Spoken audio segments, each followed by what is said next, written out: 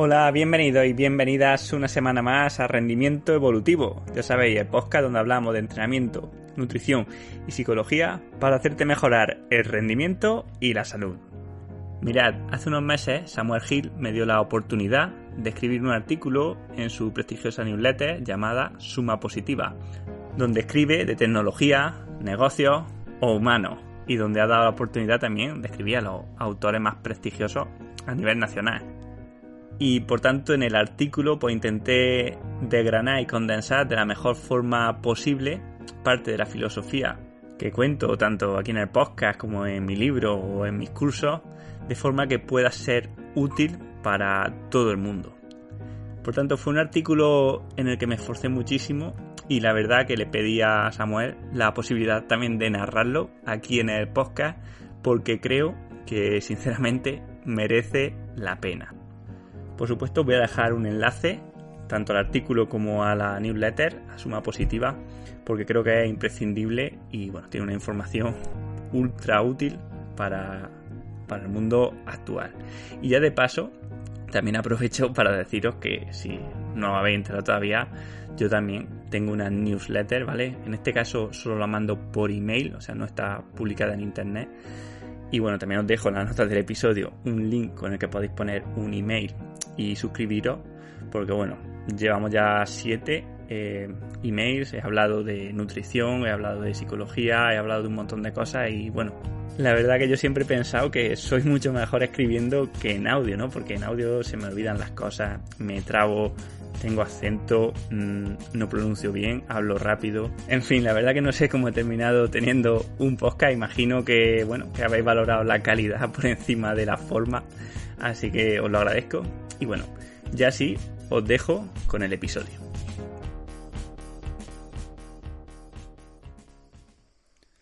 Entrenamiento y complejidad. Un enfoque revolucionario del rendimiento. Por Manuel Sola Arjona. Crees que como entiendes el 1 entenderás el 2, pero olvidas que para comprenderlo también necesitarías conocer el I. Proverbio sufí. Conocer a fondo a las personas no te hará un experto en relaciones internacionales, del mismo modo que aprender cómo funciona una neurona te dará pocas pistas sobre cómo se comportará cuando interaccione con el otro trillón. Por el día, la conciencia emerge de la interconexión fractal entre ese trillón de neuronas. Por la noche, la conexión se hace más rítmica y tú desapareces. Sigue siendo la misma materia, pero tus pensamientos y tus seres queridos tendrán que esperar hasta que despiertes. La vida, la conciencia o las sociedades son propiedades emergentes que no pueden ser comprendidas a través del estudio en detalle de cada una de las partes que lo forman. En sistemas complejos, el todo es más que la suma de las partes. La termodinámica puede explicar cómo los sistemas vivos se convierten en polvo, pero es incapaz de explicar cómo el polvo se transforma en un organismo vivo. Para entender esto, necesitamos a la ciencia de la complejidad. La mayoría de las personas y de profesionales de la salud siguen mirando al organismo humano como una especie de máquina de la cual podemos escribir el manual de instrucciones a través de descomponer cada parte en sus componentes más elementales. Pero este manual en realidad sería dinámico, ya que cambia a cada momento. En este artículo espero conseguir que dejes de tratarte como a un taladro y aprendas a leer tu inteligencia biológica para mejorar tu salud, tu productividad, tu rendimiento, bienestar o cualquier otra cosa que tu cuerpo puede conseguir.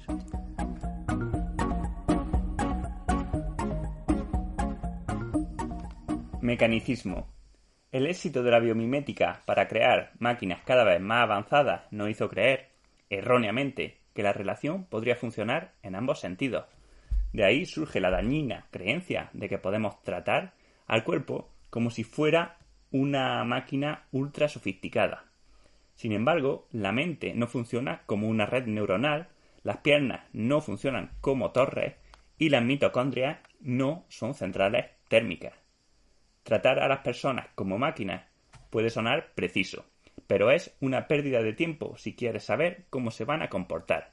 Cita de Richard Dawkins.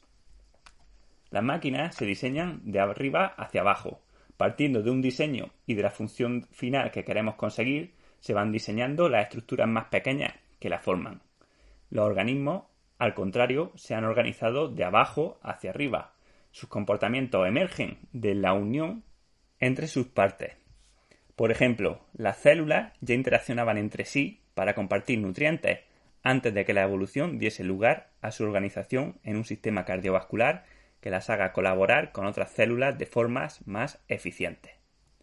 Buen ejemplo de esto es que la cantidad de sangre que bombea el corazón depende del gasto que tengan las células y no al revés. Los sistemas biológicos somos capaces de realizar las mismas funciones de diferentes formas, una propiedad llamada degeneración.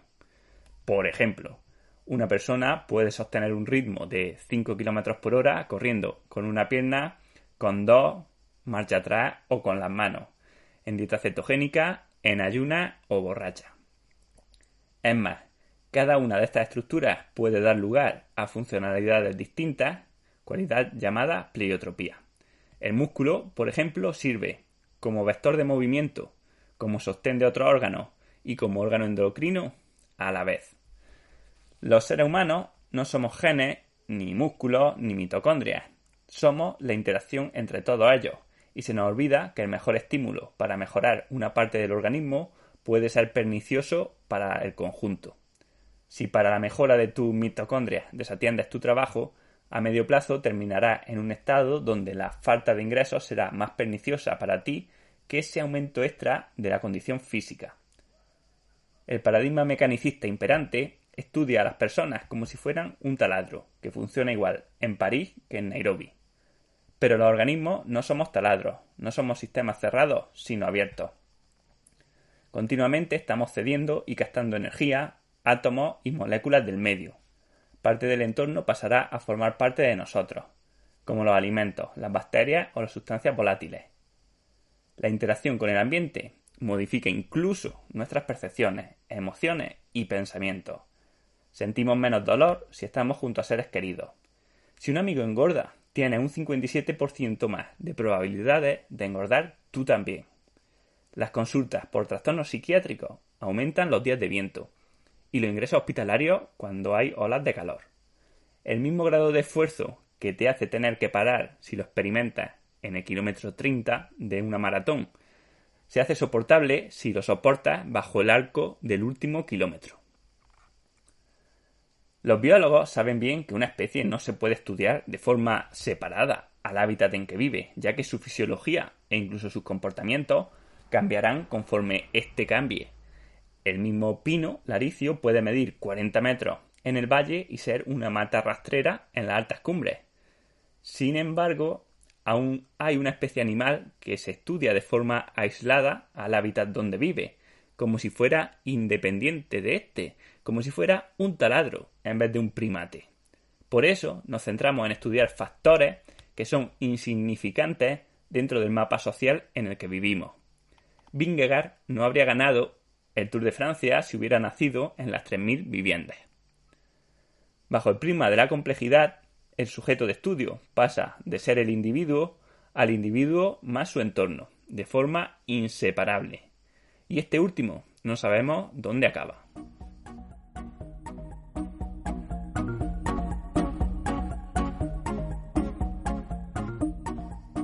Entrenamiento. El carácter autoorganizado del organismo también nos indica una verdad evidente. Ha ido coevolucionando con el entorno. Esto significa, a grandes rasgos, que se ha ido adaptando a los estímulos con los que ha convivido durante la historia. Los estímulos evolutivos. En los últimos años, en todos los campos de la salud, se repite la misma tendencia, una vuelta a lo paleolítico, a estímulos ancestrales.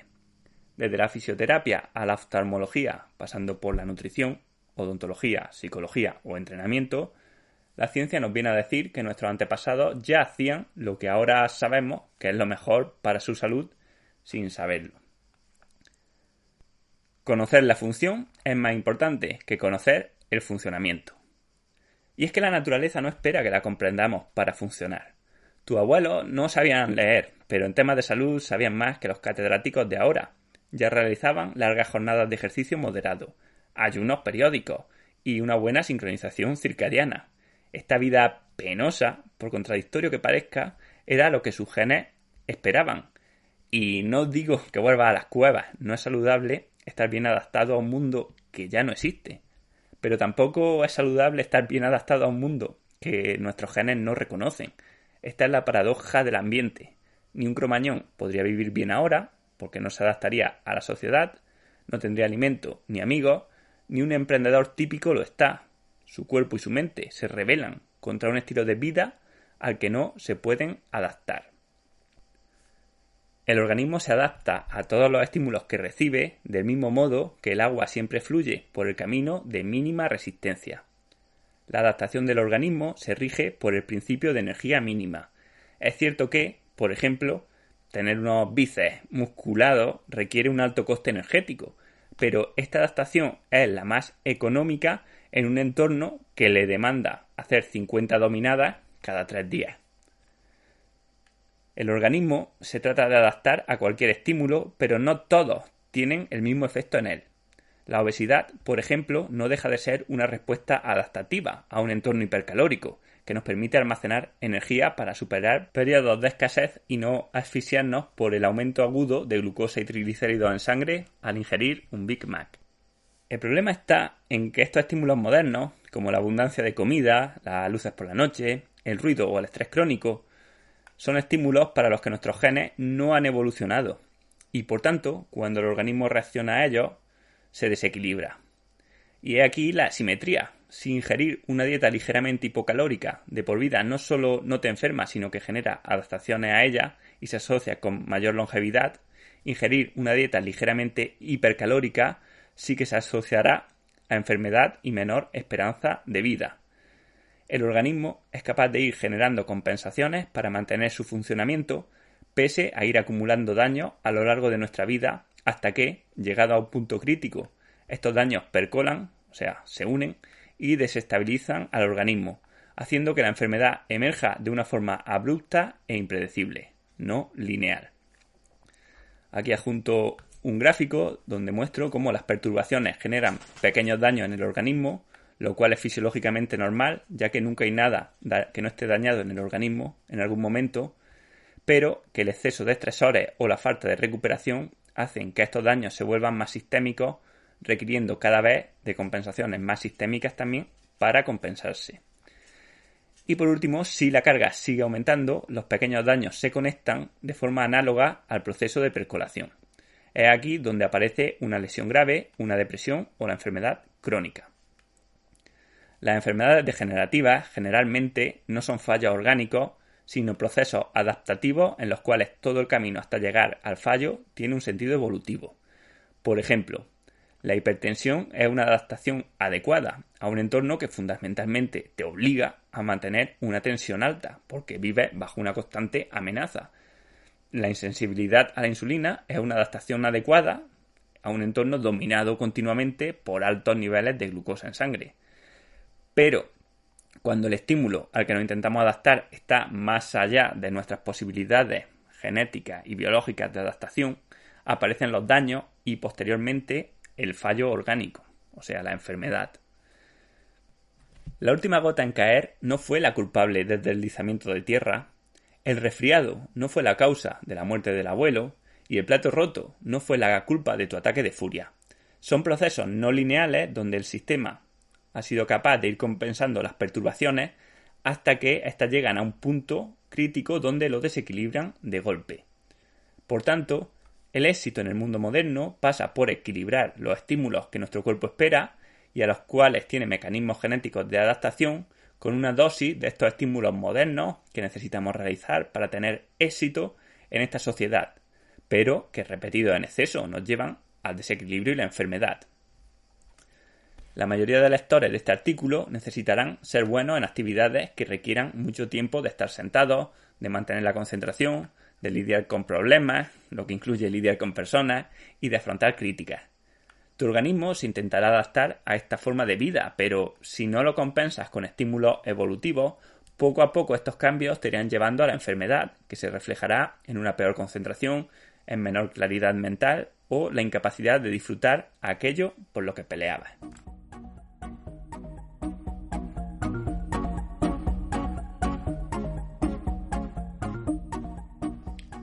Fisiología de redes. Un organismo se parece más a un pueblo que a un robot. Siempre tenemos la tentación de asignar una función a cada región del organismo, esto hace aquello, como una máquina. Sin embargo, esto es como si buscas el comercio dentro de una ciudad. ¿Dónde está? La economía y el comercio emergen de la interacción entre todos los elementos, desde las tiendas a los clientes, los bancos y los políticos. Las partes de nuestro cuerpo no se comportan de forma independiente, sino de forma sinérgica, como una red. Es como extremo duro. Ningún miembro del grupo es destacable por separado, pero cuando se juntan ocurre la magia. Del mismo modo, el organismo se adapta a la tarea de forma adecuada a través de la sinergia entre las distintas estructuras que lo forman. Los cambios en niveles inferiores afectan a los superiores, y esto a su vez a los inferiores otra vez, en un bucle de cambio llamado causalidad circular, que provoca que el sistema no sea estático, sino que se encuentre en equilibrio dinámico, es decir, cambiando continuamente para mantenerse estable. La fisiología de redes estudia las interrelaciones entre las distintas partes del organismo. En las siguientes ilustraciones puedes ver cada nodo de la red como si fuera un órgano y cada línea como la interrelación que tiene con los demás. Cuanto más oscuro el nodo o gruesa la línea, mayor es su grado de activación. Cuando te ejercitas a ritmos ligeros, el organismo es capaz de soportar la tarea con poca estructura fisiológica, lo que le permite ahorrar recursos. Corriendo lento, por ejemplo, activa fibras lentas de los principales músculos involucrados en la zancada. Consigue la mayor parte de energía a través de la oxidación de ácidos grasos y puede seguir haciendo la digestión y otras funciones como escuchar este podcast. Pero conforme el esfuerzo aumenta, o lo mantiene en el tiempo, estas sinergias económicas son incapaces de seguir sosteniendo la tarea, y para ello el organismo recluta cada vez más estructuras. Empieza a utilizar nuevos músculos y generas compensaciones musculares para ser capaz de soportar el ritmo. Empieza a usar más glucosa e incluso las reservas de mioglobina o fosfocreatina. Si llegas a un punto extremo de fatiga, todo tu organismo colabora para que seas capaz de soportar la tarea. La digestión se paraliza, el sistema inmunitario se suspende y tu foco atencional es incapaz de tener espacio para otra cosa que no sea el propio esfuerzo. Así pues, conviene desaprender esta tendencia que tenemos a aislar lo que ocurre en unas partes del organismo respecto a otras, como si fueran estructuras independientes. Por supuesto que el cansancio mental va a disminuir tu rendimiento deportivo, del mismo modo que un exceso de fatiga física también va a disminuir tu rendimiento mental. El sistema sanitario trata a los pacientes por partes y piensas, ¿qué más da que coma mal si lo que le duele es la pierna? Pues no da igual, porque lo que comes afecta a cómo piensas y esto a cómo te mueves, te sientes y te comportas. No somos puzzles, sino cubos de Rubik. Si rotas una pieza, cambia todo.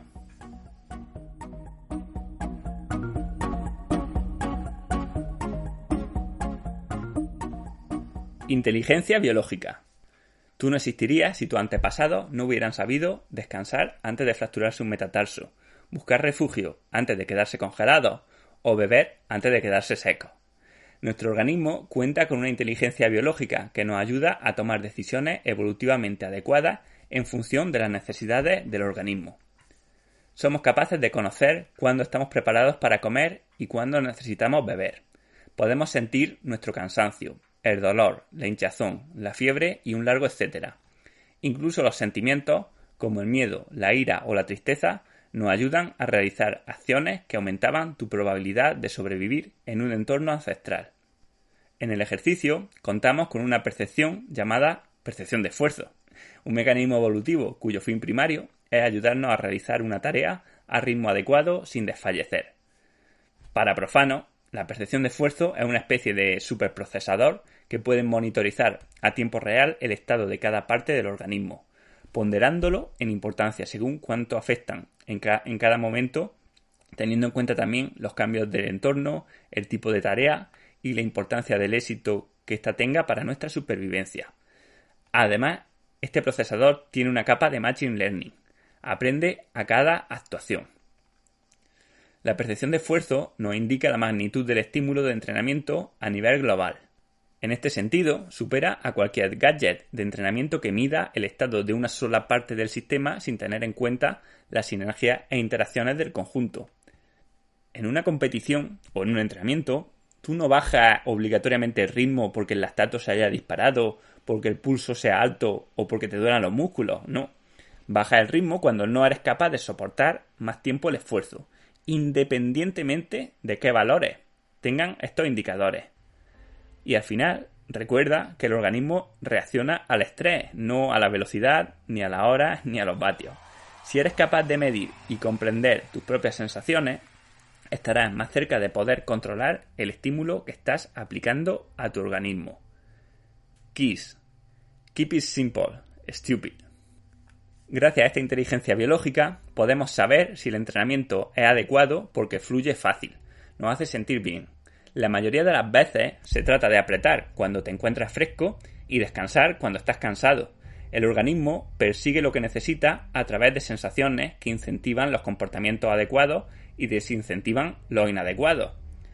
Es cierto que en el mundo moderno estas percepciones pueden ser engañadas por estímulos supernormales. Evolucionamos en un entorno de escasez y salir a moverse por gusto no formaba parte del plan, pero también tenemos la capacidad de razonar si esa sensación es real o simplemente se debe a pereza, desidia o aburrimiento. Cuanto más simple el programa, más robusto. Si tratas de optimizarlo demasiado, seguro que acabas fallando. Céntrate en lo importante. Ejercítate durante mucho tiempo a un ritmo suave que te permita ir disfrutando de la actividad y tendrás ganas de repetirlo cada día. Llévate al límite cuando te sientas preparado y descansa cuando te notes fatigado. Sáltate la dieta de vez en cuando para cenar con tus amigos. Si quieres llegar a tu mejor versión en un ámbito específico y moderno, empieza por moverte durante mucho tiempo. Come comida de verdad, declárate a alguien, acércate a la naturaleza, ten un propósito y no te tomes nada demasiado en serio. Al Fuck You Money no se puede llegar con la glucosa en ayunas a más de 120. Entrena para reencontrarte con tus antepasados y desarrollar tu máximo potencial atlético y profesional. Entrena para ser libre, para estar vivo, para conseguir tus metas, para estar sano, para recorrer la naturaleza. En definitiva, entrena para ser feliz.